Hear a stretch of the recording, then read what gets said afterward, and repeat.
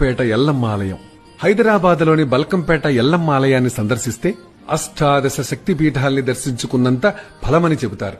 ముగ్గురమ్మల మూలపుటమ్మ, సృష్టిలోని ఎల్ల జీవులకు అమ్మ ఎల్లమ్మ, చల్లని తల్లి బల్కంపేట ఎల్లమ్మ. 700 సంవత్సరాల నాటి సంగతి. అప్పటికసలు హైదరాబాద్ నగరమే పుట్టలేదని చెప్పాలి. బల్కంపేట అనేది ఓ కుగ్రామం, చుట్టూ పొలాలే. ఓ రైతు తన పొలంలో బావిని తవ్వుతూ ఉండగా బండరాయి అడ్డొచ్చినట్టు అనిపించింది. పరీక్షగా చూస్తే అమ్మవారి ఆకృతి. చేతులెత్తి మొక్కాడా రైతు. భక్తితో ఆ విగ్రహాన్ని ఒడ్డుకు చేర్చాలని ప్రయత్నించాడు. కాస్తంతైనా కూడా కదల్లేదు. ఊళ్ళోకెళ్లి జనాన్ని తీసుకొచ్చాడు. తలో చెయ్యి వేశారు. అయినా లాభం లేకపోయింది. శివసత్తులను పిలిపించారు. శివసత్తులంటే పరమశివుడి ఆరాధకులు. శైవ సాంప్రదాయంలో వీరికి చాలా ప్రాధాన్యం ఉంది. ఇక్కడి నుంచే పూజలు అందుకోవాలన్నది అమ్మవారి అభిష్టం కావచ్చు. దైవ నిర్ణయాన్ని కాదనడానికి మనం ఎవరం అసలు?